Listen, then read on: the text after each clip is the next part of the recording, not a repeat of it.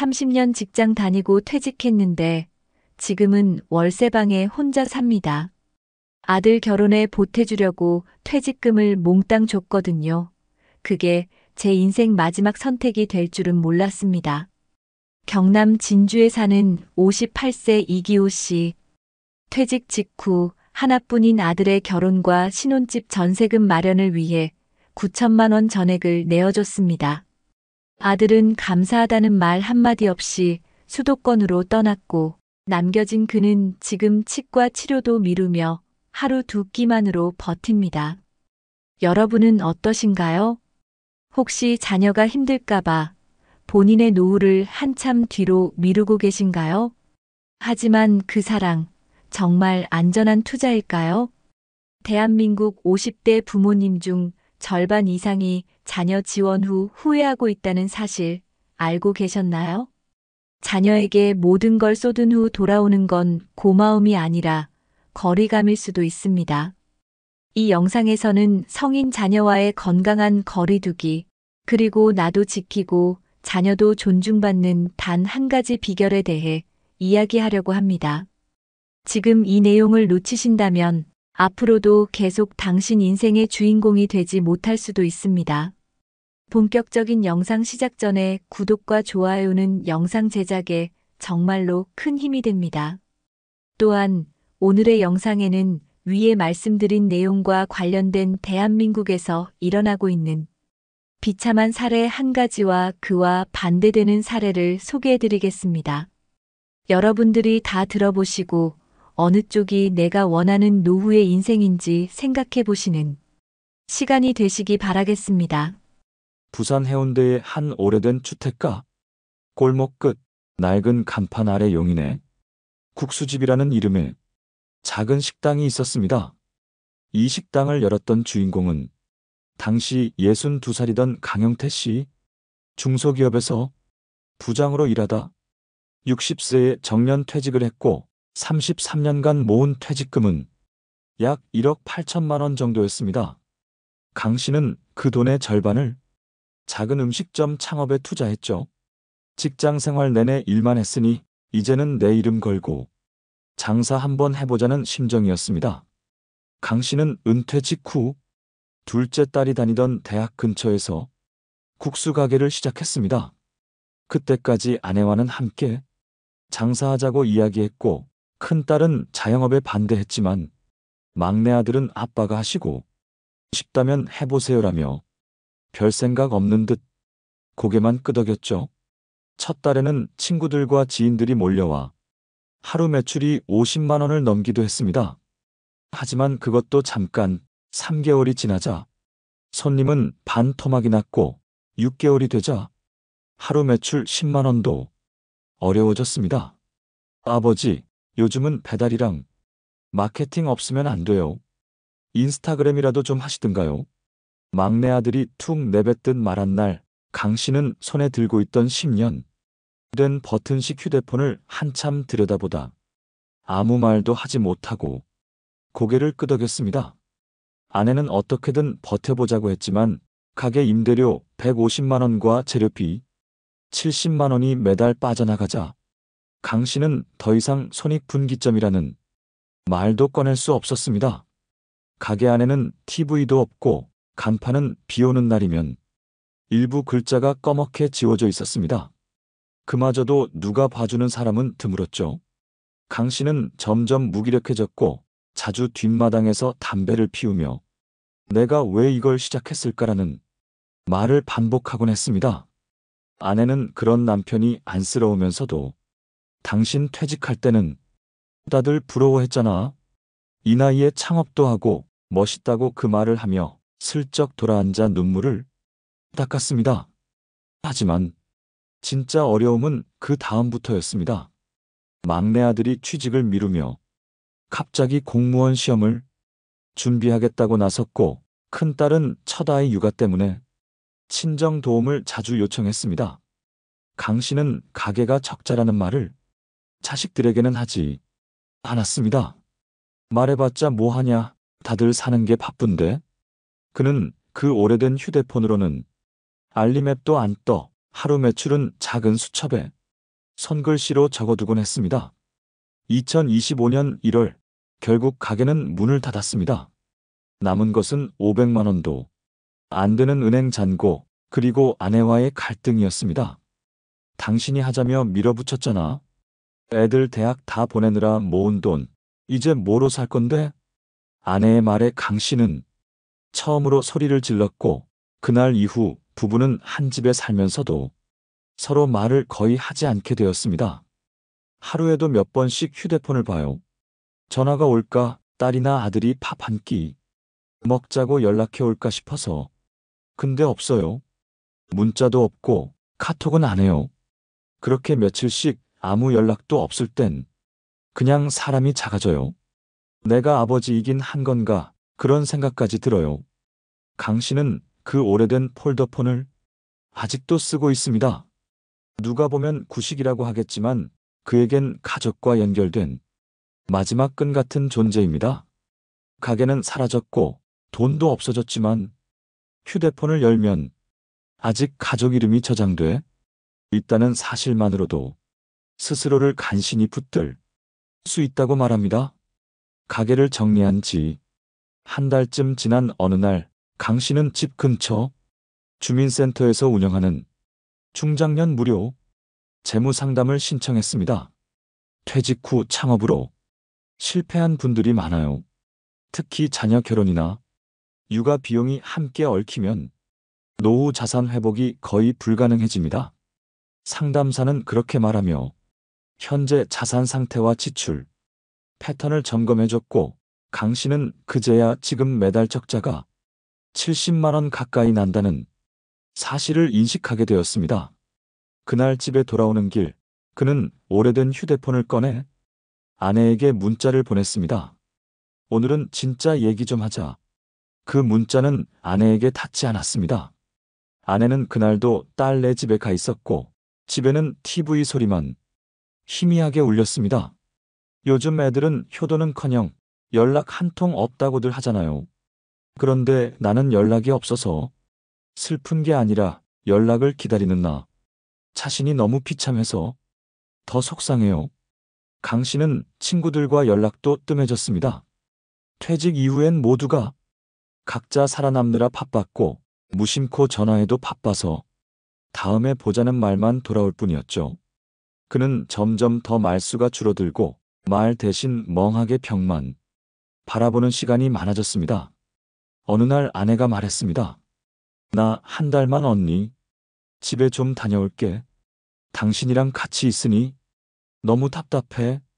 강 씨는 아무 대꾸도 하지 못했습니다. 문득 식탁 위에 놓인 오래된 휴대폰이 눈에 들어왔습니다. 한때는 그 폴더폰을 열면 자식들 사진이 있었고 가게 매출이 좋았던 날엔 사진을 찍어 저장해 두기도 했습니다.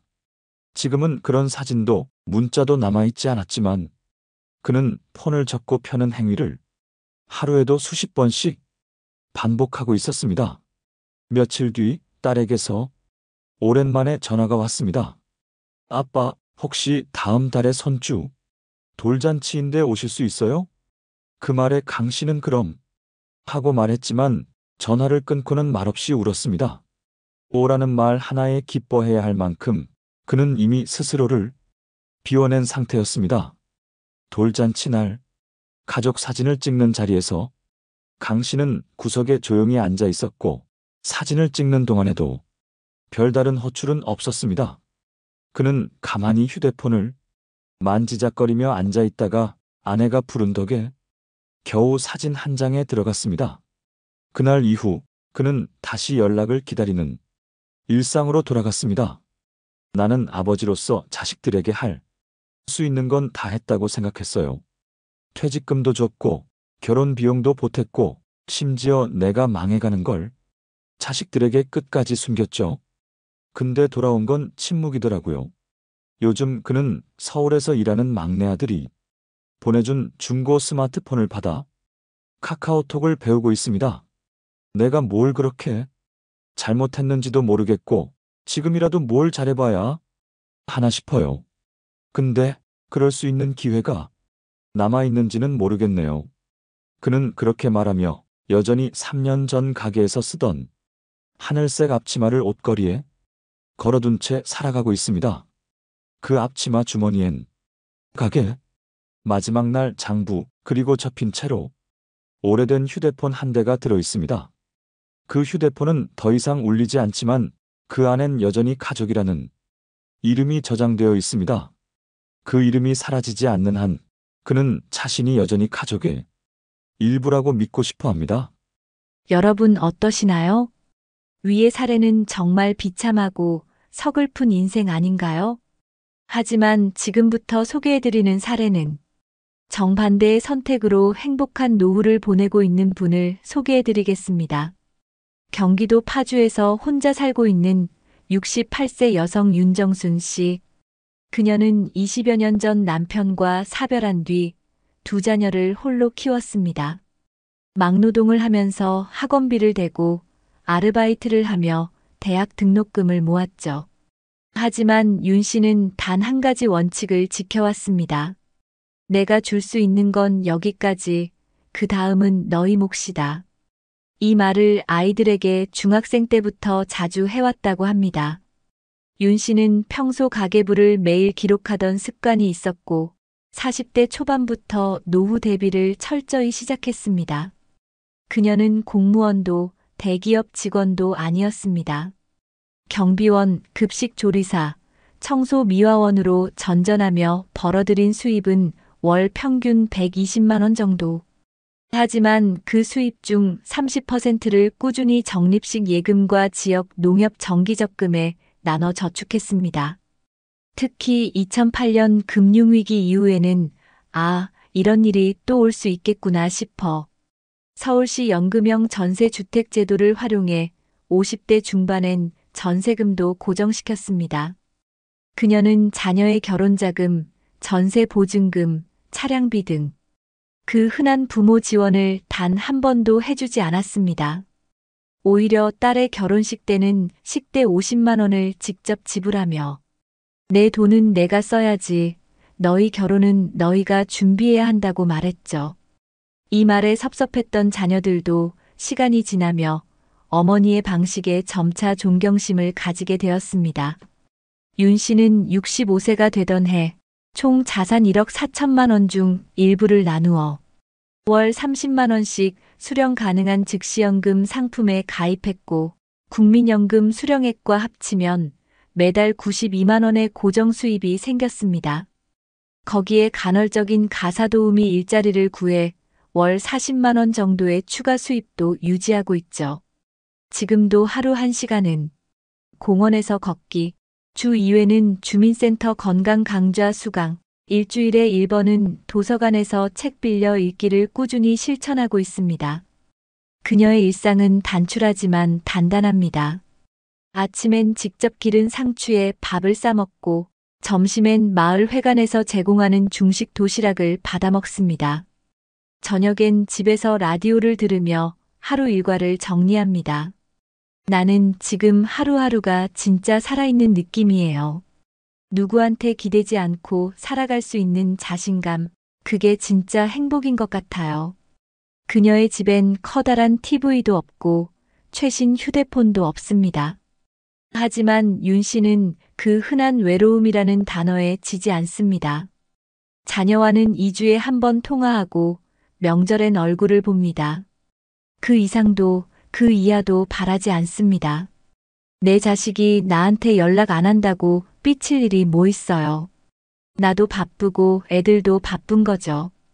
그 대신 내가 나를 잘 챙기고 있으면 되는 거예요. 2025년 초 윤 씨는 파주시 평생교육원에서 진행한 디지털 문맹 탈출 교실에 참여하면서 카카오톡과 온라인 뱅킹도 배웠습니다. 처음엔 내 나이에 뭘 배우나 싶었지만 지금은 무인 민원 발급기도 혼자서 잘 사용하고 손주들 사진도 직접 받아볼 수 있게 되었죠.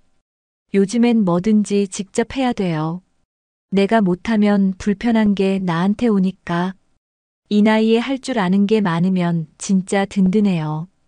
윤 씨는 매주 토요일 오전이면 동네 작은 카페에서 5060 생활계획, 모임이라는 이름의 자조 모임에도 참석합니다. 거기서 만난 친구들과 매달 노후 정보를 공유하고 서로의 가게 구조, 병원비, 식비까지도 터놓고 이야기합니다. 우리는 자식한테 뭐 요구 안 해요. 오히려 서로 조언하면서 다음 달은 병원비를 이렇게 아끼면 좋겠구나 하고 배워가요. 이 나이에 이렇게 솔직해질 수 있는 친구들이 있어서 정말 고맙죠. 윤 씨는 작년부터 파주시가 지원하는 고령자 사회활동 지원 사업에 참여하고 있습니다.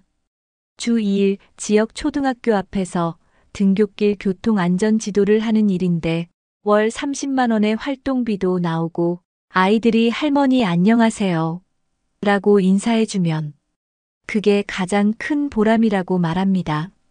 돈도 중요하지만 사람이 쓸모 있다고 느껴질 때 제일 살아있는 거예요.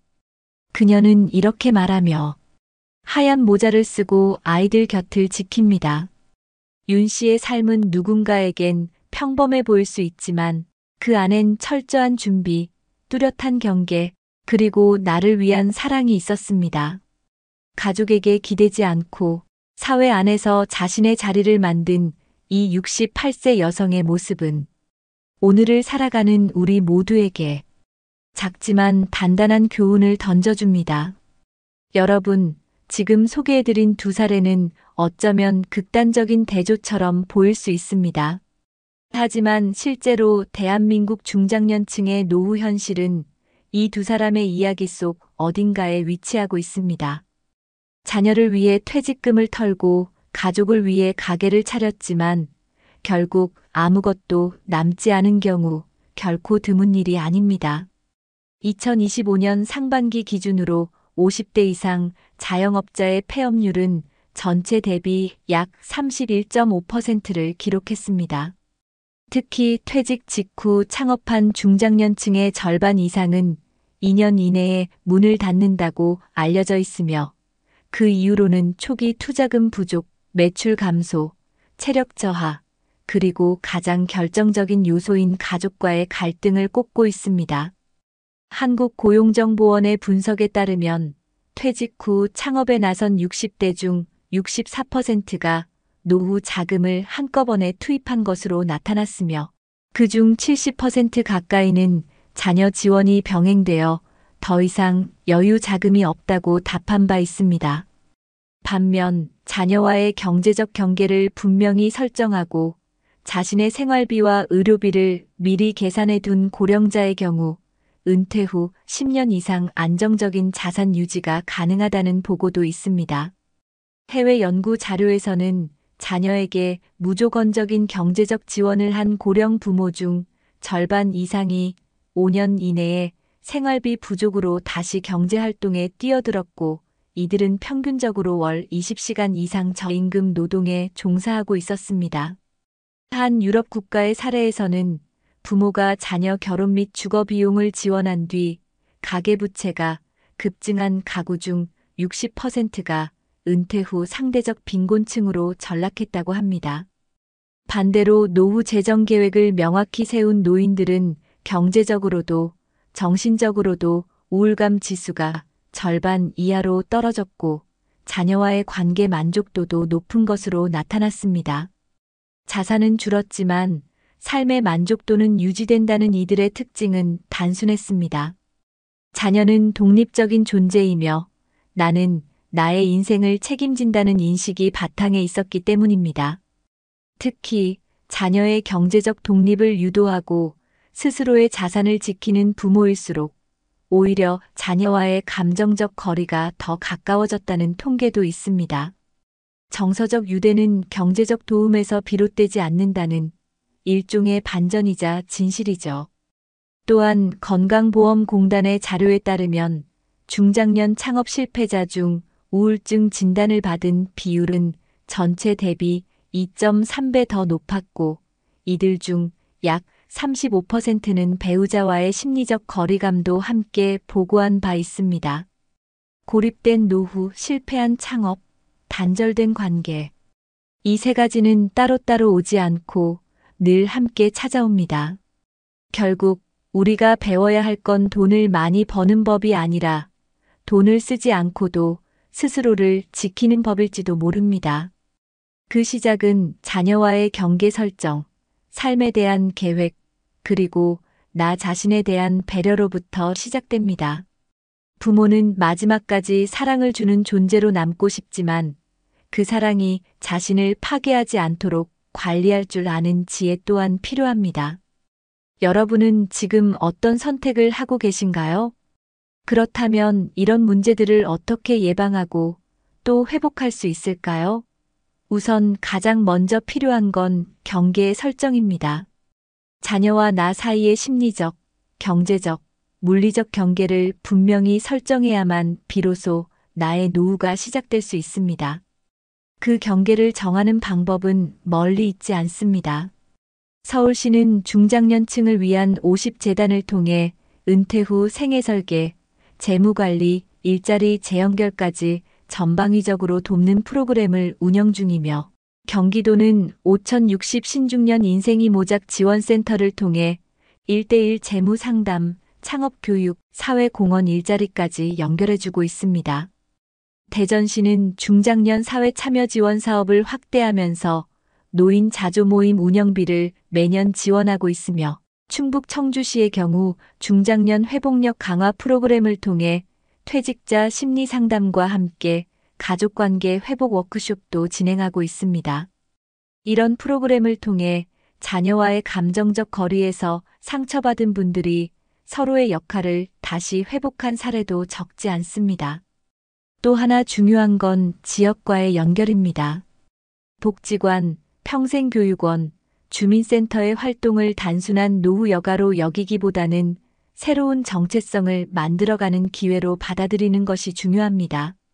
실제로 부산 해운대구는 60마을학교를 통해 어르신들이 동네에서 교육을 받고 다시 동년배 강사로 활동하며 월 20만 원에서 30만 원의 소득을 얻을 수 있도록 지원하고 있습니다. 이렇게 자신의 시간을 누군가에게 의미 있게 쓰게 될 때 노후는 고립이 아닌 확장의 시기가 됩니다. 해외 사례도 참고해 볼 만합니다. 일본은 고령자 고용안정법을 개정하면서 65세 이상 시니어를 위한 맞춤형 근로 기회를 민간 기업에 적극 권장하고 있으며 독일은 GENERATIONENHAUS 대통합 하우스라는 시스템을 통해 고령자들이 아이 돌봄, 마을, 상담 등 지역 사회 역할을 맡으며 월 소액의 활동비를 받는 구조를 만들었습니다.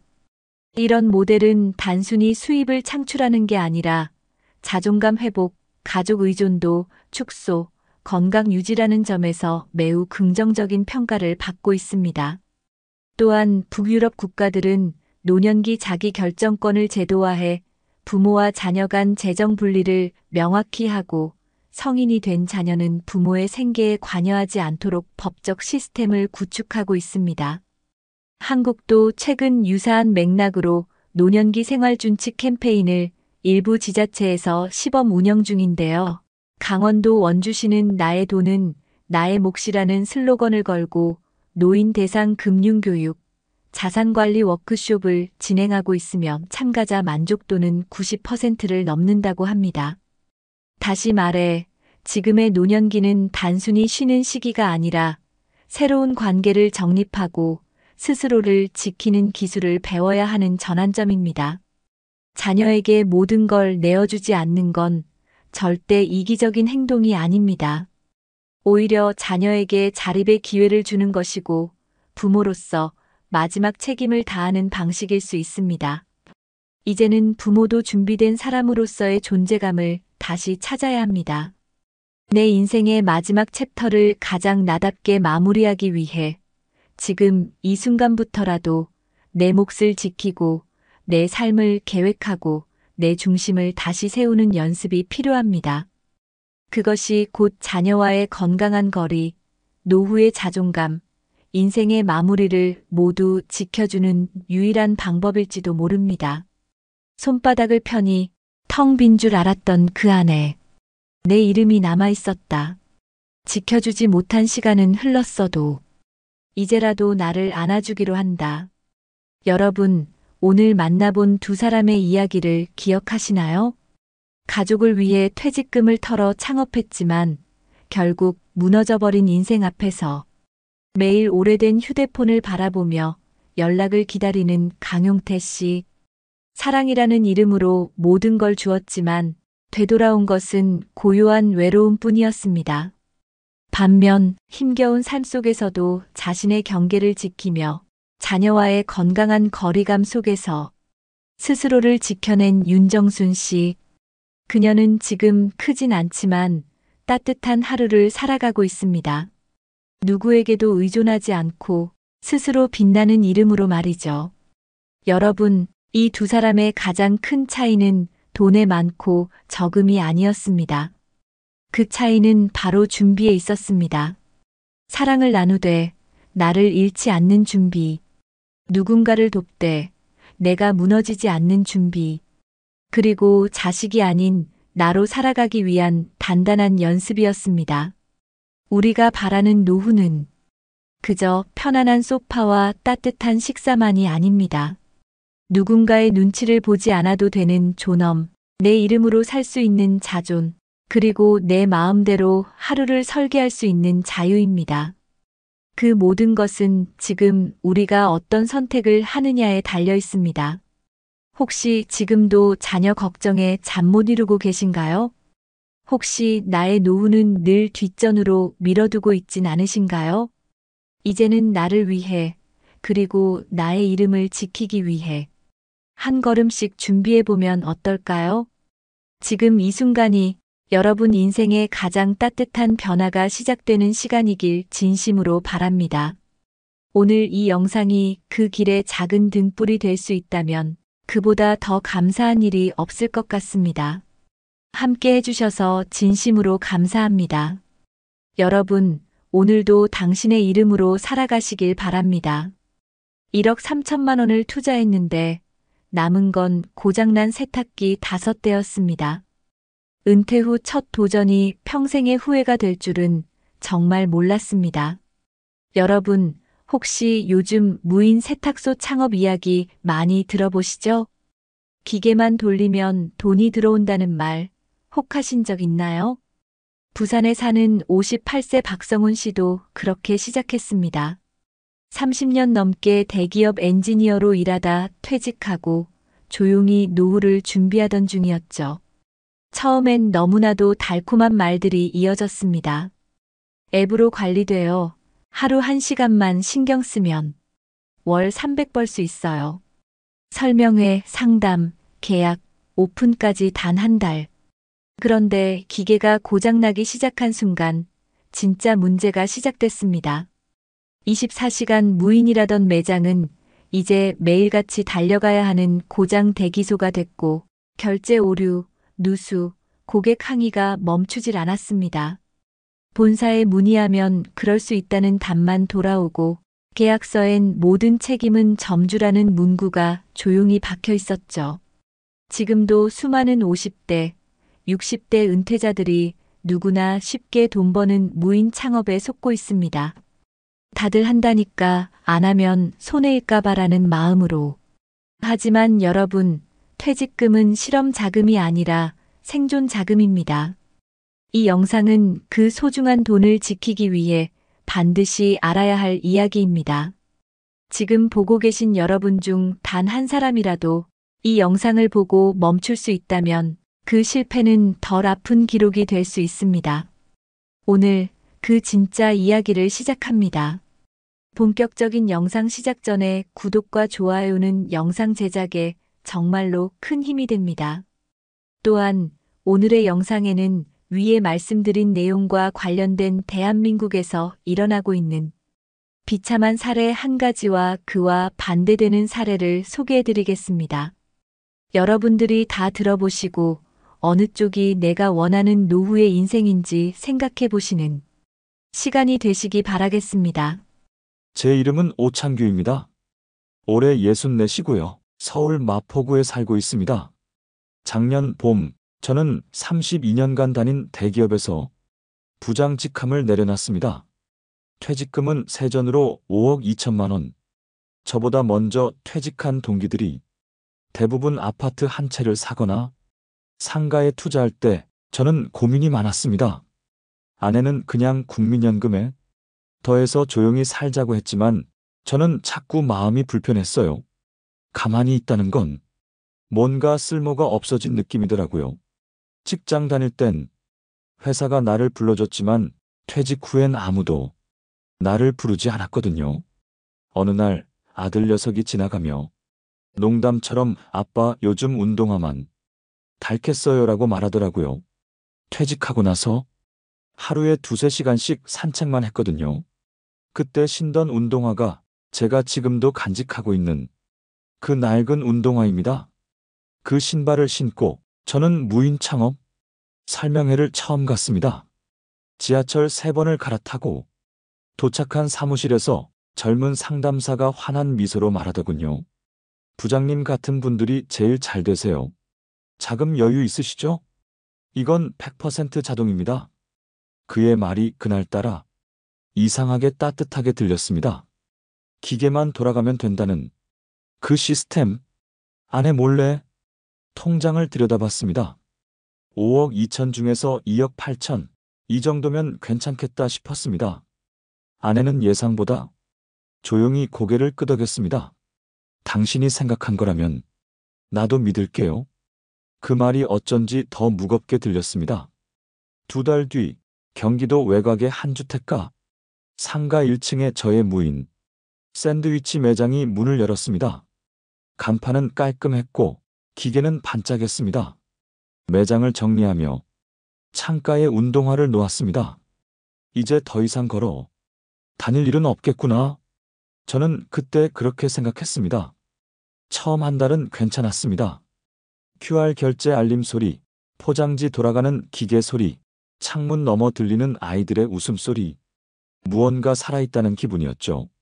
하루에 15건에서 20건 정도 결제가 찍혔고 주말엔 꽤 많은 사람들이 들렀습니다. 저는 어플을 보며 매출을 계산하는 게 제 일상이 됐고 저녁 식사 때마다 숫자를 읊조렸습니다. 오늘 매출은 42만 원. 어제보다 12% 상승. 아내는 웃지도 않았고 말도 하지 않았습니다. 그런데 어느 날부터 어플에 알림이 안 오기 시작했습니다. 처음엔 빚 때문이라 생각했습니다. 그 다음엔 계절이 바뀌어서 그런가 했고요.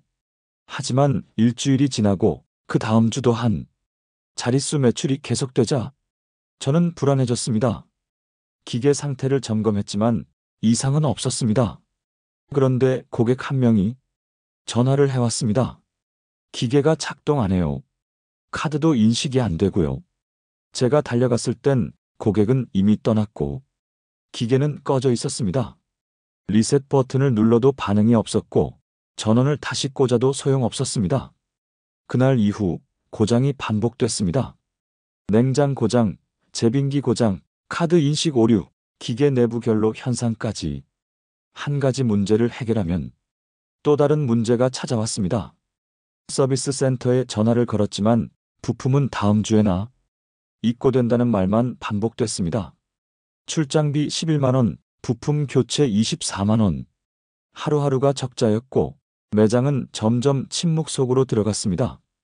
어느 날은 점심시간이 지나도록 한 명도 들르지 않았습니다. 가만히 매장에 앉아 창밖을 보는데 그때 신었던 운동화가 눈에 들어왔습니다. 먼지가 쌓인 채 구석에 조용히 놓여 있었죠. 그걸 보는 순간 이상하게 눈시울이 붉어졌습니다. 처음으로 아내에게 말했습니다. 조금만 더 해볼게. 아직 그만두고 싶지 않아. 아내는 말없이 고개만 끄덕였고 식탁에 찬 국이 그대로 식어 있었습니다. 여름이 지나고 가을이 올 무렵 매장의 월 평균 매출은 120만 원 밑으로 떨어졌습니다. 전기세와 임대료, 카드 수수료를 제하면 매달 200만 원 가까이 손해였습니다. 본사에 하소연했지만 돌아오는 말은 운영자 책임입니다. 였습니다. 무인이라는 단어 뒤에 숨겨진 건 모든 책임이었습니다. 본사에선 오픈 전까지만 지원이었고 그 이후부턴 관계 없음이었습니다. 어느 날 카드 결제 시스템이 또 멈췄습니다. 젊은 손님 하나가 소리를 높였습니다. 이거 왜 안 돼요? 시간 낭비잖아요. 그 목소리에 제가 더 당황했고 결국 사과만 수없이 했습니다. 저는 그날 새벽까지 매장에서 버티며 기계를 붙들고 있었습니다.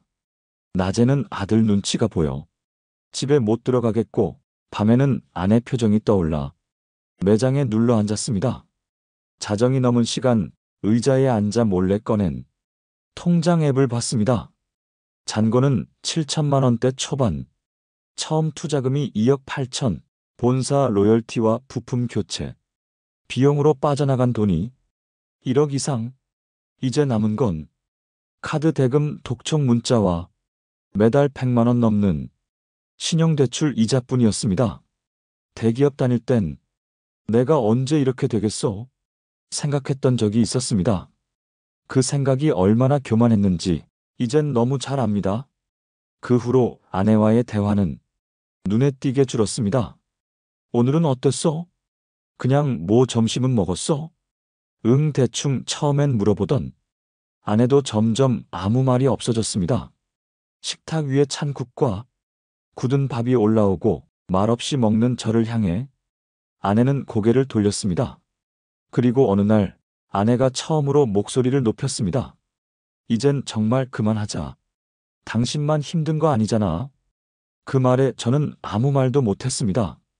고개를 떨군 채 다시 운동화 끈을 매며 밖으로 나왔습니다. 밤길을 걷는 동안 갑자기 바닥이 울컥울컥 흔들리는 느낌이 들었습니다. 그 순간 제 낡은 운동화 끈이 끊어졌습니다. 그 작은 끊어짐이 마치 지금 내 상황 같았습니다. 며칠 뒤 딸아이가 집에 들렀습니다. 오랜만에 가족이다. 같이 식탁에 앉았지만 대화는 많지 않았습니다. 딸이 조심스럽게 말했습니다. 아빠, 혹시 요즘 힘들어요? 괜찮아. 그냥 좀 정신이 없을 뿐이야. 하지만 딸은 말을 이었습니다. 오빠한테 들었어요. 마이너스 통장 썼다면서요. 그날 저녁 저는 운동화를 벗고 현관에 내려놓았습니다. 그 운동화를 다시는 신지 않겠다고 마음속으로 다짐했지만 사실 저는 여전히 그 운동화 옆에 무릎을 꿇고 앉아 있었습니다. 마치 스스로에게 사과라도 하듯이 말이죠. 그날 이후 저는 매장에 나가지 않았습니다. 기계가 멈췄다는 알림도 무시했고 고객 민원 전화도 받지 않았습니다. 그저 조용히 멈춰 있었습니다. 폐업 신고를 하러 구청에 들렀을 땐 앞에 또 다른 중년 남성이 줄을 서 있었습니다. 그 사람도 고개를 숙인 채 말없이 서 있었습니다. 눈이 마주쳤는데 우리는 아무 말도 하지 않았습니다. 말하지 않아도 서로의 상황을 알 수 있었습니다. 아, 나만 그런 게 아니구나. 매장을 정리하는 날 마지막으로 창문에 붙어 있던 가격표를 떼어냈습니다. 그 순간 제 손이 아주 작게 떨렸습니다. 그 손엔 운동화 끈을 다시 묶던 기억, 어플 매출 알림이 울릴 때의 짧은 환희, 아내의 무표정한 식탁과 딸의 눈물까지 모든 게 겹쳐져 있었습니다. 기계는 중고업자에게 헐값에 넘겼고 보증금 일부는 공제됐습니다. 남은 건 마이너스, 잔고와 침묵뿐이었습니다. 그리고 지금 저는 새벽 4시에 일어납니다. 작은 물류센터에서 아침 배송 알바를 하죠. 새벽 찬 바람에 운동화를 다시 꺼냈습니다. 이젠 닳고 다른 그 운동화를 신은 채 팍스를 나르고 계단을 오릅니다. 고개를 숙이고 계단을 오를 때면 마치 제 인생을 짊어진 것 같은 기분이 듭니다. 그리고 그 순간 저는 속으로 조용히 말합니다. 이제 다시는 섞지 말자. 여러분 어떠시나요? 위의 사례는 정말 비참하고 서글픈 인생 아닌가요? 하지만 지금부터 소개해드리는 사례는 정반대의 선택으로 행복한 노후를 보내고 있는 분을 소개해드리겠습니다. 제 이름은 신용필입니다. 올해 68입니다. 서울 은평구 불광동에서 아내와 단둘이 조용히 살고 있죠. 저는 한 제조업 중견기업에서 기획실장으로 일하다가 만 61세에 조용히 퇴직했습니다. 퇴직 당시 손에 쥔 퇴직금은 약 4억 6천만 원. 많지도 적지도 않은 금액이었습니다. 저 역시 주변 사람들과 마찬가지로 퇴직 후 어떻게 살아야 할까라는 고민을 하루도 빠짐없이 했습니다. 퇴직 몇 년 전부터 저는 일기를 썼습니다. 단 하루라도 쉬는 날이면 내게 주어진 시간과 돈으로 무엇을 할 수 있을지 써내려갔죠. 그리고 저는 퇴직 후 무언가를 새로 시작하기보다는 지금까지 해온 것을 줄이되 이어가는 법을 찾기로 했습니다. 많은 친구들은 퇴직 후 프랜차이즈 창업을 했습니다. 고깃집, 커피숍, 무인 편의점. 하지만 저는 일부러 창업 설명회는 멀리했습니다. 지금 아니면 기회 없다는 말이 나를 조급하게 만든다는 걸 잘 알고 있었거든요. 제가 제일 먼저 한 건 내 생활비가 얼마 드는지 정확히 아는 것이었습니다. 퇴직 후 처음 3개월 동안 저와 아내의 일주일 식비, 공과금, 병원비, 이동비를 항목별로 분석했습니다. 기록을 통해 월 170만 원으로도 만족스럽게 살 수 있다는 결론을 얻었습니다. 그리고 바로 월 200만 원 이상을 절대 쓰지 않겠다는 소비 원칙을 만들었습니다. 다음으로 준비한 건 주거 안정이었습니다. 퇴직 3년 전 저는 용산구의 아파트를 팔고 불광동의 오래된 빌라로 이사했습니다. 당시 2억 가까이 차액이 생겼고 그 돈은 고스란히 금융 상품에 넣었습니다. 이사 후 아내는 처음엔 조금 불만이 있었지만 이제 내 집에서 월세 걱정 없이 살 수 있어 다행이라며 점차 웃음을 되찾았습니다. 퇴직 후 저는 매일 오전 6시에 일어납니다. 하루 30분은 동네 산책을 하고 오전에는 3곳의 포털에서 경제 뉴스를 읽습니다. 그리고 오후엔 지역 도서관에서 시니어 디지털 문해 강사 과정을 수료했습니다. 요즘은 50대 이상 분들 대상으로 스마트폰 활용 교육을 주 2회씩 나가고 있습니다. 강사료는 시간당 4만 원이지만 저는 그보다 선생님, 이제 알겠어요 라는 말에 더 큰 기쁨을 느낍니다. 연금은 국민연금과 퇴직연금 합쳐 월 172만 원 정도 나옵니다. 여기에 소액으로 투자한 우량 배당주에서 연간 약 400만 원의 배당금을 받고 있습니다. 지출은 철저히 현금 흐름 안에서 관리하고 신용카드는 사용하지 않습니다. 통장에 찍히는 숫자보다 더 큰 만족은 예측 가능한 일상에서 옵니다. 아내와의 관계도 참 좋아졌습니다. 직장 다닐 땐 늦은 귀가, 술자리, 출장으로 서로 대화가 거의 없었지만 요즘은 하루 3끼를 같이 먹고 마트도 함께 가고 가끔 영화도 봅니다. 작년엔 결혼 35주년을 맞아 제주도에 다녀왔습니다. 비싼 호텔은 가지 않았고 조용한 민박에서 2박 3일 머물렀죠. 그때 아내가 한 말이 아직도 잊히질 않습니다. 여보, 내가 지금까지는 그냥 같이 살았는데 요즘은 당신이 참 고맙다고 느껴져요. 퇴직 후 첫 3년 동안 저는 돈을 불리는 법보다는 돈을 잃지 않는 법을 먼저 배웠습니다. 주변에선 비트코인에 투자해 몇 억을 벌었다는 소문도 있었고 지식산업센터 투자로 매달 수백을 번다는 친구도 있었습니다. 하지만 저는 유혹에 흔들리지 않았습니다. 퇴직 후 가장 중요한 자산은 시간과 건강이라는 걸 알았거든요. 작년 겨울 대학 동창회에서 한 친구가 이렇게 말했습니다. 야, 신용필. 넌 참 심심하게 산다. 뭐 그렇게 절약만 하냐? 그 말에 저는 웃으며 대답했습니다. 나는 심심하게 사는 대신 불안하지 않게 살고 있어. 지금 저의 일상은 단순합니다. 아침에 일어나 운동, 점심엔 소박한 식사, 오후엔 동네 복지관에서 스마트폰 강의, 밤에는 아내와 TV를 보거나 도란도란 이야기 나눕니다. 그리고 잠들기 전 저는 일기장을 꺼내 오늘의 감사한 일을 한 줄씩 씁니다.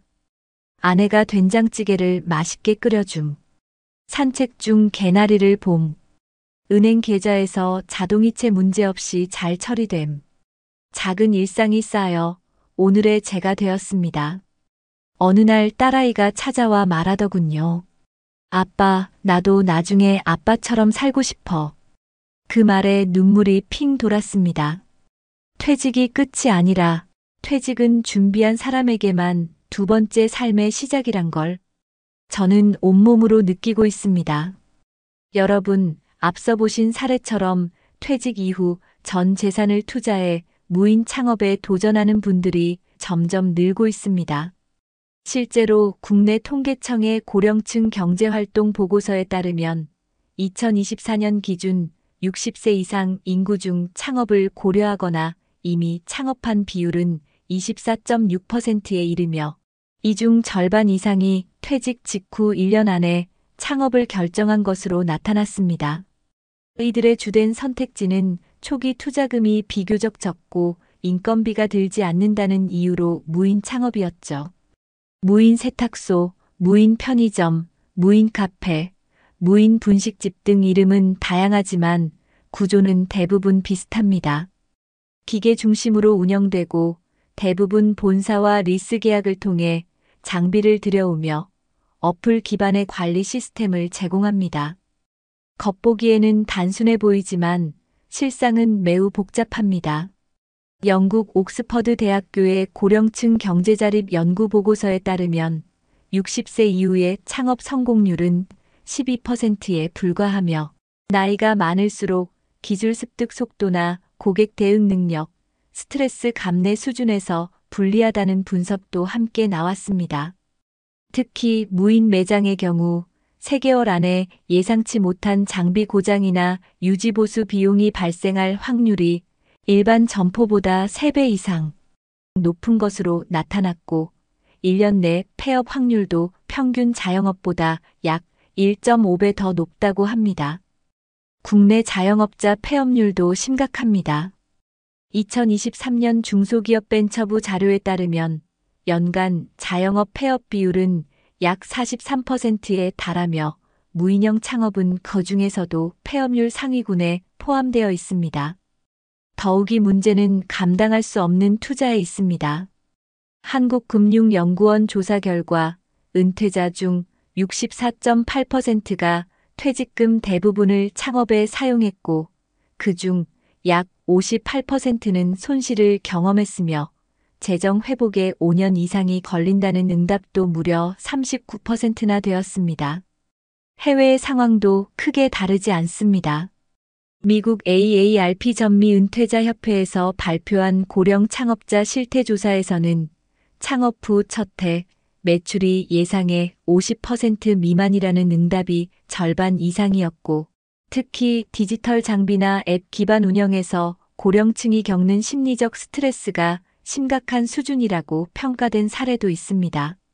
일본 도쿄 경제대학과 요코하마시 공동 보고서에서는 은퇴 후 무인형 창업을 선택한 65세 이상 고령층의 3년 내 평균 순손실이 820만 엔에 달하는 것으로 조사되었으며 특히 부부 공동 명의로 시작한 창업의 경우 수익이 아닌 가족 갈등과 이혼으로 이어지는 경우도 많다고 밝혔습니다. 이러한 통계와 사례들이 말해주는 건 단 하나입니다. 무인이라는 말에 현혹되어 준비 없는 창업에 뛰어드는 순간 그것은 무인이 아니라 무방비 상태가 된다는 것이죠. 실제로 서울 노원구 시니어 플라자에서 진행된 실태 설문에선 무인 창업 실패자 중 71%가 당시 설명회에서 장비 고장이나 유지비 관련 정보는 거의 없었다고 답했으며 10명 중 8명이 계약서에 기재된 작은 글씨를 제대로 읽지 못했다고 답했습니다. 결국 무인 창업은 장밋빛이 아닌 관리와 리스크의 연속이라는 점을 보여주는 현실입니다. 은퇴 후 전 재산을 투자해 안정된 노후를 만들겠다는 희망은 이해됩니다. 하지만 문제는 그 희망이 충분한 정보 없이 주변의 말이나 광고에 의존해 만들어진다면 오히려 가장 위험한 선택이 될 수 있다는 겁니다. 전문가들은 공통적으로 지적합니다. 창업은 절대 가벼운 선택이 아니며 특히 무인 창업은 기계가 알아서 한다는 착각이 가장 큰 문제라고 말이죠. 이처럼 국내외 통계 모두가 말하고 있는 건 단순합니다. 준비 없는 창업은 무조건 실패할 수밖에 없고 특히 노년의 창업은 실패했을 때 회복이 어렵다는 겁니다. 여러분, 지금 창업을 고민하고 계신가요? 혹시 남들도 하니까 지금 아니면 기회 없다니까라는 생각을 하고 계신가요? 그 마음 충분히 이해됩니다.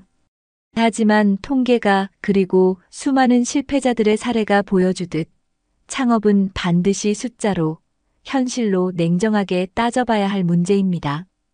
남의 인생이 아니라 바로 나와 내 가족의 삶이 달려있는 일이기 때문입니다. 여러분, 그렇다면 이런 위험을 피하고 조금이라도 안전한 노후를 준비하려면 어떻게 해야 할까요? 가장 먼저 전문가들은 창업이 아닌 생존 계획이라는 인식 전환을 강조합니다. 무언가를 시작하는 것보다 더 중요한 건 지금 가진 자산을 지키는 일이라는 거죠. 실제로 고령 창업 실패자들의 공통된 특징 중 하나는 준비보다 조급함이 먼저였다는 점입니다.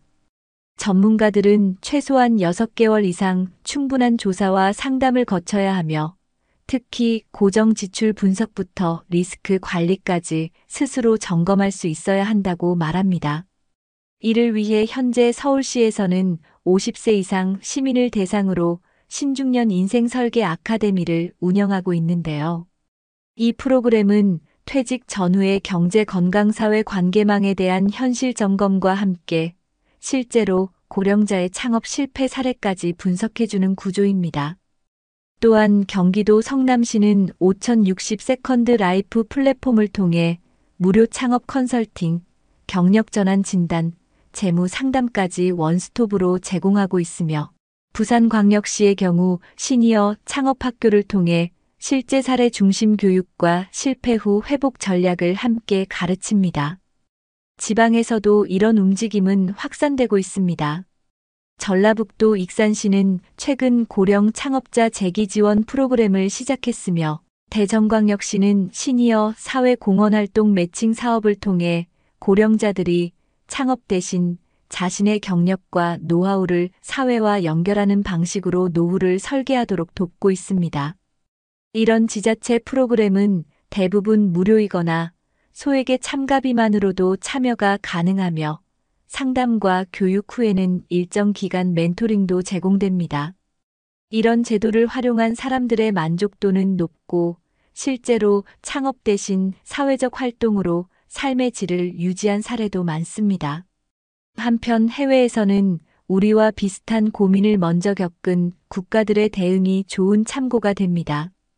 예를 들어 일본은 로컬 커뮤니티 기반 마이크로잡 제도를 통해 고령자들이 창업 대신 동네 도서관, 공공주차장, 방범센터 등에서 시간제 근무를 하도록 지원하고 있으며 이는 공공비용 절감과 고령자 건강 유지에 동시에 기여하고 있다고 합니다. 독일의 경우는 퇴직자 창업을 제한적으로 허용하되 반드시 6개월 이상 국립직업상담소에서 실현 가능성 검토를 받은 후에만 창업을 승인합니다. 심지어 초기 자본금의 30% 이상은 본인 부담금으로 명확히 설정돼 있어 충동적이고 무계획한 창업 진입 자체를 차단하고 있는 셈이죠. 이처럼 각국의 정책은 공통적으로 창업을 권장하기보단 지속 가능한 삶의 구조를 만들 수 있도록 도와주는 데 초점을 맞추고 있습니다. 결국 우리가 배워야 할 지점은 단순히 돈을 버는 기술이 아니라 지금 가진 것을 지키며 건강하고 인간관계를 잃지 않는 방식으로 사는 방법이라는 것입니다. 혹시 지금 무언가를 시작하고자 고민 중이시라면 시작 전에 반드시 지자체의 관련 프로그램을 문의해 보세요. 서울시 복지포털, 경기도 일자리재단, 한국노인인력개발원 등은 모두 온라인으로도 상담을 받을 수 있고 직접 방문 시 맞춤형 설계도 가능합니다. 창업만이 정답이 아니라는 것, 혼자만 그런 고민을 하는 게 아니라는 것, 그리고 지금부터라도 늦지 않았다는 것. 그 사실을 잊지 않으셨으면 합니다. 노후의 행복은 결국 지금 어떤 선택을 하느냐에 달려 있습니다. 그리고 그 선택은 준비된 사람에게는 기회가 되지만 그렇지 않은 사람에게는 돌이킬 수 없는 후회로 남게 됩니다. 지금 이 순간이 여러분의 선택을 바꾸는 출발점이 되기를 바랍니다. 낡은 운동화 한 켤레, 잠든 통장 속 숫자들, 한쪽은 무너졌고 한쪽은 지켜냈습니다. 여러분, 오늘 영상에서 소개해드린 두 사람의 이야기를 기억하시나요? 한 사람은 대기업에서 정년까지 일한 뒤 무인 창업이라는 이름 아래 퇴직금 전부를 잃고 가족과의 관계마저 멀어졌습니다. 매일매일 고장난 기계와 싸우고 밤마다 식지 않은 밥상 앞에서 침묵하는 아내의 등을 바라보며 내가 어디서부터 잘못된 걸까 되물어야 했던 그 하루하루. 그의 낡은 운동화엔 후회의 흔적만이 묻어 있었습니다. 반면 또 다른 사람은 퇴직 후 서두르지 않았습니다. 아파트를 줄이고 생활비를 기록하며 조심스럽게 삶의 속도를 낮추고 관계를 지켰습니다. 욕심 대신 일상을 소중히 여겼고 돈보다 사람을 먼저 바라봤습니다. 그의 일상은 조용했지만 결코 불행하지 않았습니다. 그가 걸었던 길엔 낡은 운동화 대신 고요한 평온이 남아 있었습니다. 여러분, 우리는 모두 같은 질문 앞에 서 있습니다. 어떻게 살아야 후회하지 않을까? 그리고 그 답은 거창하지 않습니다. 누구보다 나 자신을 먼저 살피는 것, 남의 말보다 내 삶의 속도를 믿는 것, 그리고 지금 이 순간에도 멈출 용기를 갖는 것. 노후는 다시 채울 수 없는 인생의 마지막 페이지입니다. 그 마지막 장에 아픔과 후회 대신 따뜻한 감동을 남기고 싶다면 우리는 지금부터라도 배워야 합니다. 절약을, 관계를, 멈춤을, 그리고 기다림을요. 지금 화면 앞에 계신 여러분 중에는 퇴직을 앞둔 분도 이미 은퇴하신 분도 계실 겁니다. 하지만 여러분, 절대 늦지 않았습니다. 지금도 충분히 늦지 않았습니다. 오늘 이 영상이 여러분의 노후에 작은 변화의 시작이 되기를 진심으로 바랍니다.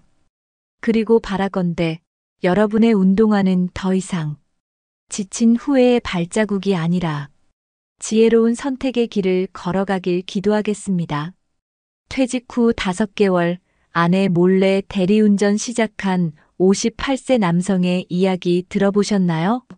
한때 잘 나갔던 중간 관리자였지만 지금은 편의점에서 새벽 컵라면만 먹고 있습니다.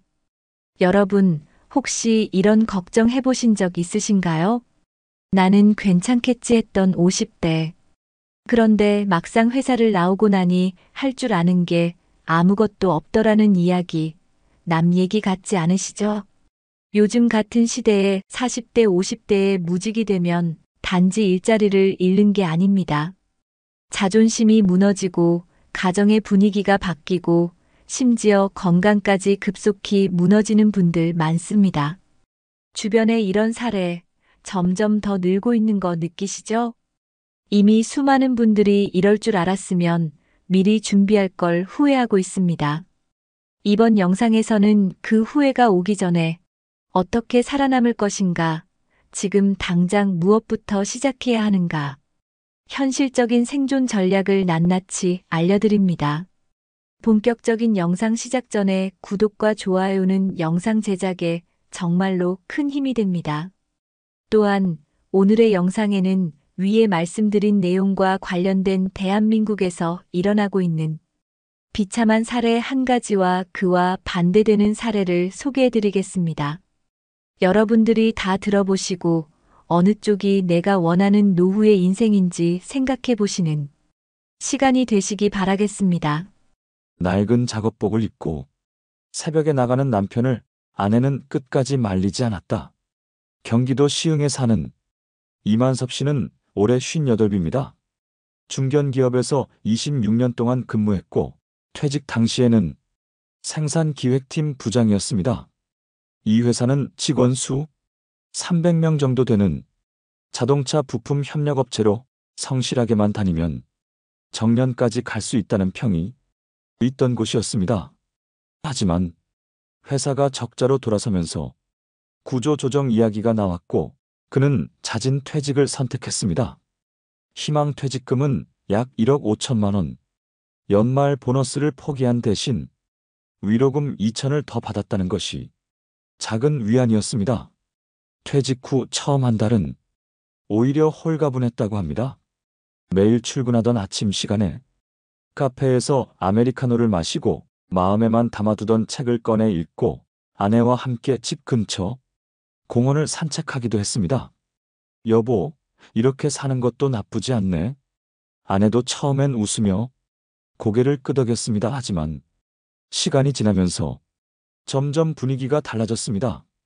통장에서 빠져나가는 돈이 눈에 띄게 많아졌고 아무리 아껴 써도 생활비는 매달 350만 원 가까이 들었습니다. 아들은 졸업했지만 여전히 취업 준비 중이었고 딸은 서울에서 자취 중이라 생활비를 지원하고 있었습니다. 그렇게 반년이 지나자 남은 퇴직금은 어느덧 절반이 넘게 줄었습니다. 이러다간 1년도 못 버티겠구나.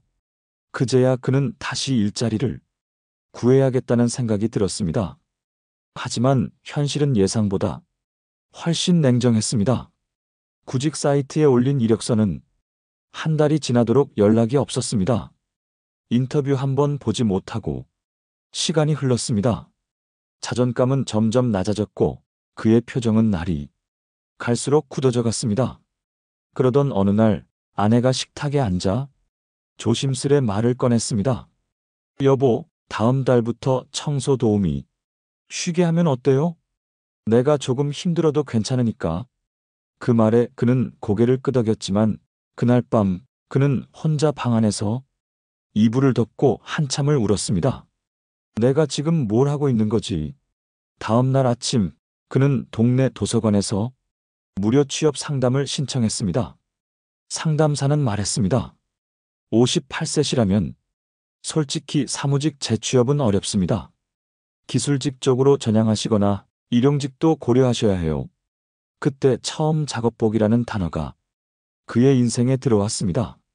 지인의 소개로 이삿짐 센터에 나가게 된 그는 처음으로 하루에 10만 원을 받고 몸을 움직이며 돈을 벌었습니다. 처음 며칠은 팔에 멍이 들고 무릎이 퉁퉁 부었습니다. 이걸 내가 앞으로 계속해야 하나? 망설였지만 그는 다시 그 작업복을 입었습니다. 회색 상에 검정 하의, 주머니엔 장갑과 물티슈, 진통제를 넣었습니다. 처음엔 어색하던 작업복이 이제는 그의 몸에 자연스럽게 감기기 시작했습니다. 이제는 새벽 5시에 일어나 아내가 싸준 주먹밥을 들고 집을 나섭니다. 아내는 아무 말 없이 현관 앞까지 나와 작업복을 털어줍니다. 다치지 말고 와요. 우리 같이 버텨요. 그 말에 그는 고개를 끄덕이지만 뒤돌아서는 순간 눈시울이 붉어졌습니다. 이제는 손끝이 굳어져 펜을 오래 잡을 수 없고 허리가 시려 오래 서 있기도 힘들지만 그는 매일 일터로 나섭니다. 한 번은 이삿짐을 옮기던 중 고객이 아버지 뻘이신데 이렇게까지 하셔야 돼요? 라고 묻자 그는 웃으며 말했습니다. 살려면 해야죠. 아직 애들 결혼도 안 시켰는데요. 그날 작업복에 묻은 먼지는 좀처럼 떨어지지 않았습니다. 빨아도 털어도 그 먼지는 남아 있었고 그의 삶에 그대로 스며들었습니다. 퇴직한 지 1년 반이 지났습니다. 이만섭 씨의 몸은 점점 더 빨리 지쳐갔습니다. 허리 디스크 때문에 밤이면 다리의 감각이 무뎌졌고 아침에 눈을 뜨면 손이 퉁퉁 부어 있었습니다. 그는 여전히 매일 작업복을 입고 새벽 5시에 집을 나섰습니다. 하지만 예전처럼 오늘도 다녀올게라는 말은 하지 않았습니다. 대신 슬리퍼를 끌고 부엌까지 걸어 나와 있는 아내와 눈을 마주치지 않은 채 조용히 현관문을 닫고 나갔습니다. 그래도 이렇게라도 돈을 벌 수 있다는 게 어디야? 스스로 위로하려 애썼지만 은행 앱을 켤 때마다 더는 출금할 통장이 없다는 현실이 그를 짓눌렀습니다. 남은 돈은 1,500만 원. 아들이 최근에 공기업 최종 면접에서 떨어졌다는 말에 한동안 식탁에서는 아무 말도 오가지 않았습니다. 아빠는 그 나이에 어떻게 회사 다녔어? 아들이 툭 던진 말에 만섭 씨는 순간 말이 막혔습니다. 그땐 그저 하루하루 성실하게 일하면 됐어. 그렇게 말하고 싶었지만 지금 그 말이 아들에게 위로가 될 거라 생각하진 않았습니다. 며칠 뒤 딸아이가 집에 다녀갔습니다. 현관 앞에 구겨져 있던 작업복을 보며 딸은 묻습니다. 아빠, 이거 세탁소 맡기면 안 돼? 만섭 씨는 웃으며 말했습니다. 괜찮아. 이거 물만 좀 뿌리면 돼. 땀 빼고 말리면 다시 새 옷처럼 입을 수 있어. 딸은 그 말에 아무 대꾸 없이 뒷모습을 바라봤습니다. 그 낡은 작업복은 무거운 짐을 옮길 때마다 찢긴 자국이 남아 있었고 어깨 부분은 여러 번 꿰매 붙인 흔적이 있었습니다. 그날 밤 만섭 씨는 작업복을 세탁기에 넣으며 문득 생각했습니다. 내 인생도 누군가 이렇게 꿰매줄 수 있으면 좋을 텐데. 시간이 갈수록 그는 점점 더 말이 없어졌습니다. 가끔 아내가 주말엔 좀 쉬지 그래요라고 말하면 그는 고개만 젓고 마당 구석에 혼자 앉아 있곤 했습니다. 퇴직 전 그는 부장이었습니다. 사람들이 문을 두드리며 의견을 묻고 보고서를 가져오며 사인을 부탁했고 팀원들은 그를 이 부장님이라 불렀습니다. 하지만 지금 그를 부르는 사람은 없습니다. 스마트폰엔 카톡도 전화도 거의 오지 않았고 친구들과의 단체 채팅방도 언제부턴가 조용해졌습니다. 퇴직 후 2년째가 되던 해 겨울 이만섭 씨는 일을 그만둘까 고민했습니다. 허리 통증이 심해졌고 손목에 힘이 빠져 컵을 자주 떨어뜨렸습니다. 이젠 정말 쉬어야 하나? 하지만 통장 잔고는 말했습니다. 아직 그럴 여유는 없다. 그는 결국 하루 일수를 줄이기로 결정했습니다. 주 6일이던 일을 주 4일로 바꾸었고 그 나머지 이틀엔 도서관에 가서 전기기능사 관련 책을 읽기 시작했습니다. 책의 단어들은 낯설었고 머릿속에 잘 들어오지 않았습니다. 하지만 그는 멈추지 않았습니다. 늦었지만 그래도 다시 해보자. 그가 중얼인 이 말은 아내에게는 들리지 않았지만 그가 세탁기에 돌린 낡은 작업복 위로 떨어지는 물방울 소리만큼은 집안 구석구석에 잔잔히 울려 퍼졌습니다. 하루는 아내가 말했습니다. 여보, 다음 달엔 우리 여행 가요. 짧게 가까운 데라도. 그는 웃었습니다. 그래, 나한텐 내가 말해주는 이 하루가 제일 큰 여행이야. 여러분 어떠시나요? 위의 사례는 정말 비참하고 서글픈 인생 아닌가요? 하지만 지금부터 소개해드리는 사례는 정반대의 선택으로 행복한 노후를 보내고 있는 분을 소개해드리겠습니다. 서울 성북구에 사는 박인철 씨, 올해 62입니다. 그는 과거 30년 동안 공기업에서 근무하다 정년을 2년 앞둔 60세에 스스로 은퇴를 선택했습니다. 주변에서는 걱정이 많았습니다. 이제 2해만 더 채우면 연금도 더 나오잖아. 아직 젊은데 왜 나가려고 해? 하지만 박 씨는 이미 10년 전부터 은퇴 시나리오를 준비해 왔습니다. 그는 퇴직은 언젠가 오지만 준비는 미리 해야 한다고 말하곤 했습니다. 그의 첫 준비는 가계부 정리였습니다. 48세가 되던 해, 박 씨는 자신의 소비 패턴을 하나씩 분석하기 시작했습니다.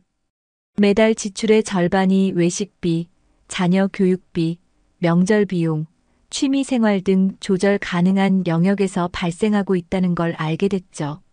이후 박 씨는 월급의 30%를 적립식 펀드와 개인연금으로 나누어 저축했고, 주택담보대출은 퇴직 3년 전까지 모두 상환했습니다. 퇴직 당시 그의 금융자산은 총 약 3억 4천만 원, 그중 1억 2천만 원은 절대 쓰지 않는 노후 의료자금으로 따로 떼어두었습니다. 은퇴 후 가장 두려운 건 병원비예요. 돈이 없으면 병원도 못 가죠. 그가 자주 했던 말입니다. 박 씨의 두 번째 준비는 생활 구조 개편이었습니다. 그는 55세부터 부부가 함께하는 일상 훈련을 시작했습니다. 직장 다닐 때는 늘 늦게 들어오던 박 씨가 저녁 6시에 귀가해 아내와 밥을 먹고 함께 산책을 다니자. 처음엔 어색해하던 아내도 점점 웃는 시간이 많아졌습니다. 아내와의 관계가 좋아야 퇴직 후 외로움을 피할 수 있다. 이것이 박 씨의 철학이었습니다. 세 번째는 은퇴 후 소득 구조 확보입니다. 박 씨는 정년까지 가지 않았기 때문에 퇴직금이 조금 줄었지만 그 대신 매달 180만 원의 공무원 연금을 받으며 임대 수익으로 월 60만 원을 추가로 벌고 있습니다. 합산하면 매달 240만 원 수준의 안정적인 생활비가 확보되는 셈입니다. 게다가 박 씨는 지출을 정밀하게 설계했습니다. 전기세, 통신비, 식비 등 필수 지출 외에는 행복 지출이라고 정한 금액 내에서만 소비했습니다. 가장 큰 차이는 마음의 여유입니다. 박 씨는 퇴직 후에도 스스로를 퇴직자라고 부르지 않았습니다. 이제는 내 인생의 두 번째 직업을 시작하는 시기입니다. 그는 동네 도서관에서 주 3회 글쓰기 교실을 운영하고 있습니다. 참가비는 받지 않지만 이웃들과의 교류가 오히려 삶의 활력소가 되었죠. 나이 들어 외로움이 가장 무서운 법이잖아요. 박 씨는 이 활동을 통해 자연스럽게 지역사회와의 연결을 유지하고 있습니다. 그의 하루는 아침 6시에 시작됩니다. 직장 다닐 때처럼 일어나 거실 창문을 열고 아내와 함께 따뜻한 커피를 마십니다. 아내는 꽃을 키우고 박 씨는 도서관으로 향합니다. 점심은 가까운 시장에서 사온 찐만두와 국으로 간단히 먹고 오후엔 손자 돌보는 딸을 대신해 손주와 놀아주는 시간을 갖습니다. 예전에는 이 나이에 이렇게 여유롭게 살 줄 몰랐죠. 그는 말합니다. 무엇보다 박 씨가 가장 신중했던 건 자녀와의 경제적 거리 유지였습니다. 아들이 결혼할 때도 5천만 원 이상 지원하지 않았고 딸에게는 내가 도와줄 수 있을 땐 돕겠지만 그게 전부는 아니야라고 말했습니다. 그는 자녀에게 자주 말합니다. 나는 내 돈은 내가 쓰려고 평생 모아온 거다. 그러니 너희는 너희 길을 잘 가면 돼. 이런 철학 덕분에 자녀들도 박 씨에게 의존하지 않고 오히려 부모를 존중하는 문화가 형성됐습니다. 설날, 추석에도 박 씨의 집은 시끌벅적하지만 돈 얘기, 상속 얘기, 집 해줄까 말까 하는 걱정은 없습니다. 아버지, 그냥 오래오래 건강하게만 있어주세요. 아들의 이 말이 박 씨에게는 가장 큰 보람입니다. 2025년 박 씨는 새로운 목표를 세웠습니다. 내년 봄 아내와 함께 제주 한 달 살이를 해보기로 한 것입니다. 그리고 그 여행에서 그동안 쓴 일기를 정리해 퇴직 준비에 관한 에세이를 쓰겠다고 합니다. 그의 책 제목은 이미 정해져 있다고 합니다. 퇴직 후에도 나는 나로 산다. 박 씨는 웃으며 말합니다. 내가 평생 일하면서 배운 건 하나예요. 퇴직은 끝이 아니고 그날 이후부터 진짜 나를 키우는 시간이라는 거죠. 2025년 대한민국은 빠르게 고령사회로 진입하고 있습니다. 전체 인구의 19%가 65세 이상이며 60대 인구만 놓고 봐도 1,200만 명을 넘어섰습니다. 그런데 문제는 고령화보다 더 심각한 것이 준비 없는 은퇴입니다. 최근 국내에서 발표된 중년층 생활 실태 조사에 따르면 55세 이상 퇴직자의 62%는 퇴직 1년 이내에 자산의 절반 이상을 소진한 경험이 있다고 답했습니다. 그중 절반 이상은 퇴직금을 생활비로 사용했고 투자 손실이나 자녀 지원, 병원비로 빠르게 소진되는 패턴이 반복되고 있었습니다. 또 다른 조사에서는 퇴직자 10명 중 7명은 퇴직 이후 6개월이 지나도록 명확한 노후 계획을 수립하지 못한 채 하루하루를 보내고 있다는 결과도 나왔습니다. 이처럼 퇴직 이후에 닥치는 혼란과 정체성 상실은 단순히 돈의 문제가 아니라 삶 전체의 균형을 무너뜨리는 결정적인 요인이 됩니다. 실제로 세계보건기구 WHO에서는 퇴직 후 우울감을 겪는 중장년층 비율이 동아시아에서 가장 높은 국가 중 하나로 한국을 지목하기도 했습니다. OECD 통계에 따르면 한국의 60세 이상 고령층 중 노동에 의존하지 않고 오롯이 연금과 자산으로 생활이 가능한 사람은 25%가 채되지 않습니다. 즉, 4명 중 3명은 뭔가 일을 해야 생계가 유지된다는 말입니다. 특히 공적연금의 보장 수준이 높은 일부 공기업이나 공무원을 제외하면 대부분의 중장년층은 사적 준비 없이는 퇴직 이후 곧바로 빈곤으로 직면할 수밖에 없습니다. 미국의 금융행동연구소에서 발표한 글로벌 은퇴 준비 보고서에 따르면 노후를 안정적으로 보내는 사람들은 공통적으로 3가지 특징을 가진다고 말합니다. 첫째, 퇴직 10년 전부터 구체적인 은퇴 준비 플랜을 세웠으며, 둘째, 정기적인 소득 외에 추가 수익 구조를 확보했고, 셋째, 가족에게 의존하지 않는 독립적 재정 계획을 세웠다는 점입니다. 흥미로운 점은 이 3가지 요건 중 어느 하나라도 빠졌을 경우 퇴직 후 5년 이내에 재정적 위기를 겪을 확률이 4배 이상 높아진다고 합니다. 실제로 유럽연합 산하노후복지연구소의 한 리포트에서는 퇴직 후 첫 2년이 경제적 추락의 분기점이며 이 시기의 선택이 노후의 20년을 결정한다고 강조하고 있습니다. 박인철 씨 사례가 주는 울림은 바로 이 지점에 있습니다. 그는 그때 가서 생각하자는 말을 절대 하지 않았고 연금 외 소득원을 미리 만들고 자녀와의 경제적 거리를 정리하며 부부관계와 생활 구조를 50대부터 준비했습니다. 반면 많은 중년층은 아직 시간은 있다. 아이들만 키우고 나면 시작하자는 생각으로 50대를 흘려보냅니다. 하지만 현실은 냉혹합니다. 한 번의 퇴직은 단순히 직장을 잃는 것이 아니라 자신이 사회적으로 불필요한 존재로 느껴지는 순간이며 그 충격은 상상 이상입니다. 일본 고령화 정책연구소에서 수행한 장기조사에 따르면 남성 퇴직자 중 퇴직 후 3년 내 사회적 관계가 단절된 비율이 58%에 달하며 그중 절반 이상은 고립을 경험했다고 응답했습니다.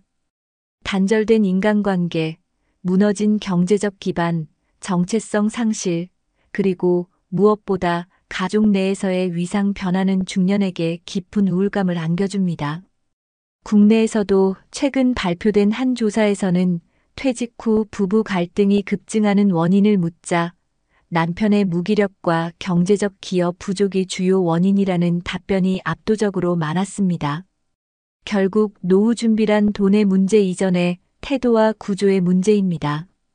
예고 없이 다가오는 퇴직이라는 현실을 어떤 방식으로 받아들이고 준비하느냐에 따라 남은 30년이 추락의 시간일 수도 있고 두 번째 인생의 전성기가 될 수도 있습니다. 누구나 퇴직은 겪지만 모든 사람이 같은 노후를 살아가는 것은 아닙니다. 박인철 씨처럼 준비된 노후를 보내고 싶은 분들이라면 지금부터라도 실질적인 전략을 세워야 합니다. 단순히 은퇴 이후를 걱정만 하기보다는 먼저 자신이 통제할 수 있는 것부터 하나씩 점검하고 움직여야 합니다. 전문가들은 가장 먼저 해야 할 일로 생활비 구조를 명확히 파악하라고 조언합니다.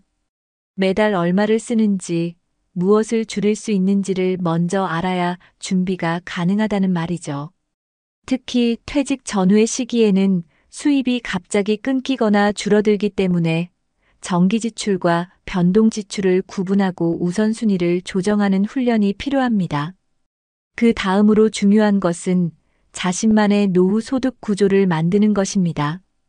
퇴직금과 국민연금만으로는 삶의 질을 유지하기 어렵기 때문에 월 10만 원, 20만 원이라도 꾸준히 들어오는 제2의 수입원이 필요합니다. 예를 들어 요즘은 각 지자체에서 중장년층이나 시니어를 위한 다양한 소득 창출 지원 프로그램을 운영하고 있습니다. 서울시의 경우 50 캠퍼스를 통해 만 50세 이상 시민에게 재취업, 사회공헌, 창업, 교육, 커뮤니티 활동 등을 통합적으로 제공하고 있고 실제로 2024년 기준 누적 28만 명 이상이 이용했습니다. 경기도는 베이비부머 지원센터를 통해 중장년 제도약 지원금을 지급하고 있으며 부산시는 시니어 일자리 박람회를 통해 만 60세 이상 시민에게 실질적인 구직 매칭 서비스를 운영 중입니다. 대전시도 중장년 기술 창업센터를 통해 예비 창업자에게 사무공간과 멘토링을 지원하고 있고 전북 전주시에서는 노년생활 재설계 아카데미를 통해 고령자의 심리, 재무, 건강 등을 통합적으로 설계하는 과정을 제공합니다. 이런 공공 프로그램은 인터넷 검색만으로도 쉽게 신청이 가능하고 최근엔 모바일 상담도 활발하게 운영되고 있어 접근성이 매우 높아졌습니다. 또한 해외에서도 우리보다 먼저 고령화 사회를 겪은 나라들이 선제적인 정책을 시행하고 있는데요. 대표적으로 일본은 생애 현역, 사회를 슬로건으로 내걸고 퇴직 후에도 일을 지속할 수 있도록 고령자 고용법을 개정했습니다. 이에 따라 65세 이상 고용 연장을 의무화하고 70세까지 일할 수 있는 선택지를 제공함으로써 노년에도 소득과 사회적 연결을 유지할 수 있는 환경을 만들고 있습니다. 독일은 시니어 코치 프로그램을 운영하며 은퇴자를 지역사회 멘토로 양성해 지역 내 문제 해결에 기여하도록 하는 제도를 도입했습니다. 이 프로그램은 노인의 경험을 사회 자산으로 활용하는 동시에 정체성 상실을 예방하는 긍정적 효과를 내고 있습니다. 우리나라에서도 서울 서대문구가 이와 비슷한 인생 나눔 코디네이터 사업을 통해 은퇴한 6,070대 시민이 지역 아이들과 문화활동을 함께하는 프로그램을 진행하고 있으며 참여자 만족도도 매우 높은 편입니다. 이러한 제도와 프로그램은 단지 경제적 생존만을 위한 것이 아니라 관계의 유지, 사회적 역할의 회복, 삶의 보람이라는 측면에서도 중요한 역할을 합니다. 퇴직 후에도 자신이 여전히 사회에 필요한 존재라는 감각을 유지하는 것이야말로 건강한 노후의 가장 강력한 무기이기 때문입니다. 특히 최근엔 퇴직 전부터 이러한 정보들을 탐색하고 활용하는 선제적 준비 세대가 늘어나고 있습니다. 카카오톡이나 시니어 포털, 주민센터 등을 통해 간단히 정보를 접하고 실제 참여한 분들의 후기를 보면서 자신에게 맞는 프로그램을 고를 수 있습니다. 더 늦기 전에, 그리고 더 망가지기 전에 지금이라도 내 삶의 구조를 바꾸려는 시도를 해보는 것이 중요합니다. 박인철 씨는 퇴직을 5년 앞둔 시점부터 매년 한 번씩 부부가 함께 노후 리허설을 해봤다고 합니다. 한 달 지출을 연금 기준으로 맞춰 생활해보고 주말마다 아르바이트나 봉사를 통해 은퇴 후의 시간을 시뮬레이션해 본 것이죠. 이런 사소하지만 구체적인 준비가 결국엔 불안이 아닌 기대의 노후를 만들 수 있었습니다. 여러분도 지금부터 하나씩 시작해 보세요. 지역사회는 생각보다 더 많은 자원을 갖고 있고 나이가 들수록 혼자보다 함께가 더 강합니다. 돈이 많아야 준비된 노후를 만드는 것이 아닙니다. 구조와 태도 그리고 연결이 만들어내는 변화가 여러분의 내일을 지켜줄 수 있습니다. 낡은 작업복에 새벽이 묻고 오래된 커피잔에 오늘이 피었습니다. 우리는 지금 어떤 시간을 잊고 있나요? 여러분, 오늘 이야기 속 두 분의 삶, 마음에 깊이 남으셨나요? 퇴직 후 준비 없이 무너져간 이만섭 씨의 인생. 아무도 불러주지 않는 현실 속에서 낡은 작업복을 입고 새벽 어스름 속 골목을 오르내리며 조용히 버텨야 했던 그의 날들. 반면에 다가올 은퇴를 미리 준비하고 가족과 삶의 구조를 천천히 정비해 나답게 나이 들어간 박인철 씨의 인생은 조금 더 단단하고 조금 더 따뜻했습니다. 우리는 모두 언젠가 퇴직을 맞이하게 됩니다. 하지만 그 이후의 삶은 오늘 내가 어떤 마음으로 준비하느냐에 따라 완전히 달라질 수 있습니다. 여러분, 우리가 지금부터 해야 할 일은 돈을 많이 버는 것도 대단한 성공을 쫓는 것도 아닙니다. 지금 이 순간 나의 삶을 돌아보고 작지만 분명한 계획을 세우는 것입니다. 혼자 이겨내야 했던 이만섭 씨의 외로운 새벽이 여러분의 미래가 되지 않길 바랍니다. 대신 박인철 씨처럼 내가 나를 위해 살아가는 시간을 선물해 보세요. 지금 준비하면 늦지 않았습니다. 우리 인생의 마지막 장은 지금보다 훨씬 더 따뜻하고 아름다울 수 있습니다. 여러분, 오늘도 잘 살아내 주셔서 고맙습니다. 그리고 앞으로의 날들은 조금 더 당신답게, 조금 더 웃으며 걸어가시길 바랍니다.